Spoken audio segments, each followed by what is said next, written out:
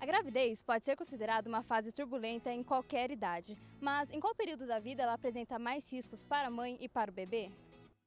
A gravidez precoce continua crescendo cada vez mais, mesmo existindo diversas campanhas de conscientização na rede pública de saúde, bem como nas escolas.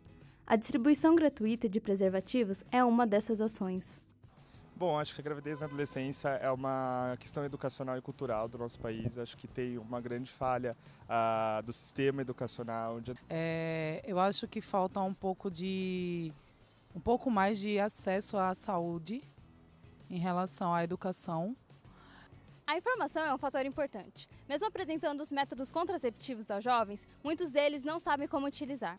Além disso, a falta de diálogo com os pais contribui para uma gravidez não planejada. Nunca tive orientação de nada, nem da minha mãe, de nada. O que eu aprendi foi no mundão.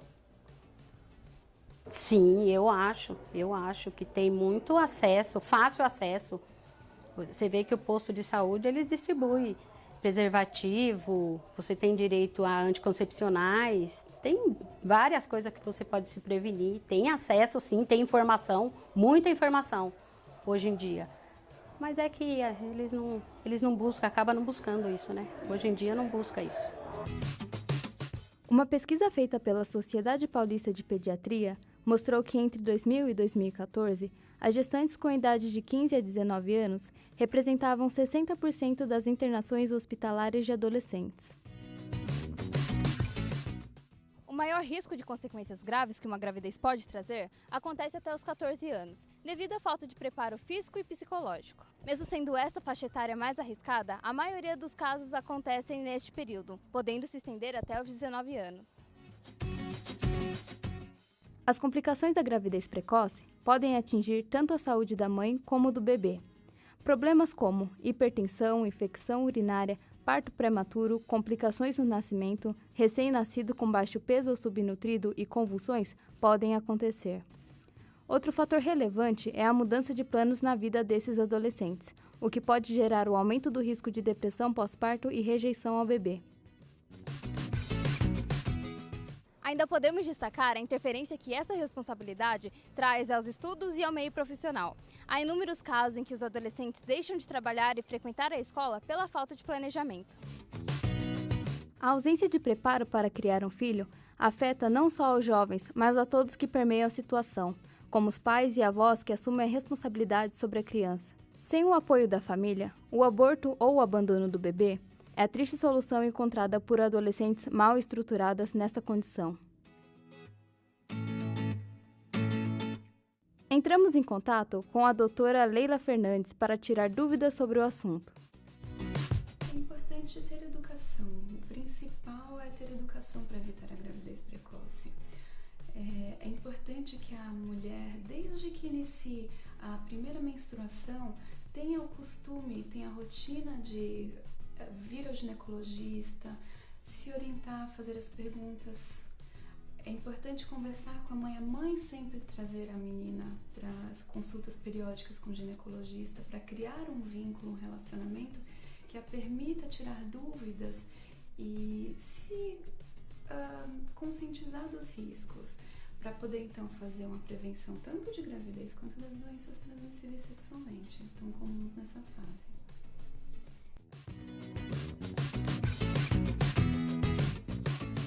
É importante ter muito apoio familiar, isso é o mais importante.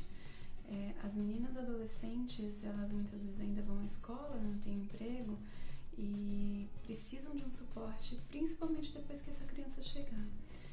Um pré-natal de uma gestante adolescente precisa de um acompanhamento muito próximo, tanto do obstetra, um obstetra especializado em gestação de alto risco, como também de um segmento psicológico. Seria interessante fazer um acompanhamento com psicóloga também para a família mais próxima, principalmente a mãe dessa criança e o pai do bebê.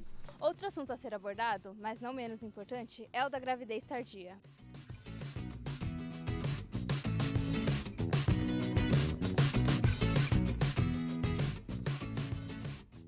Tem pessoas que têm um objetivo.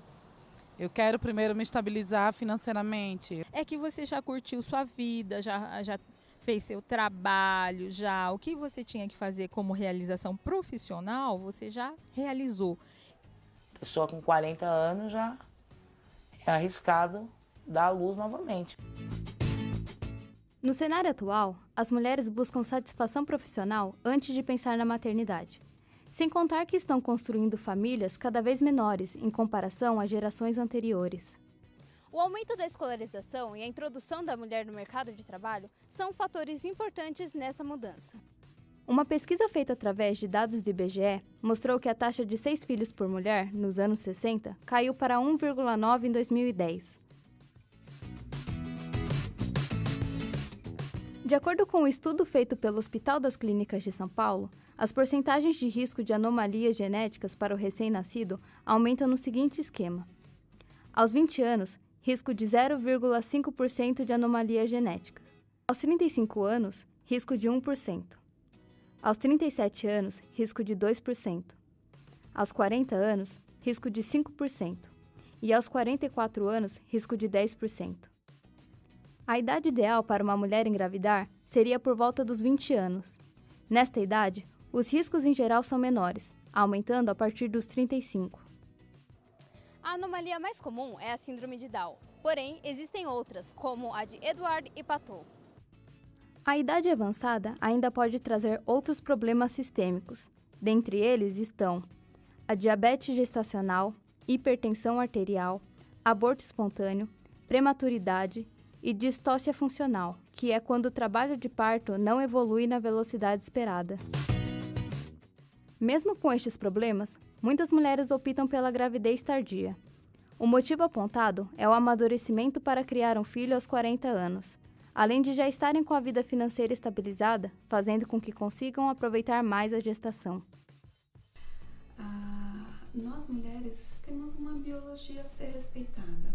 Todas nós nascemos com todos os óvulos que a gente vai usar ao longo da vida. E esses óvulos vão sendo recrutados, independente se a gente usa anticoncepcional, se a gente engravidou inúmeras vezes.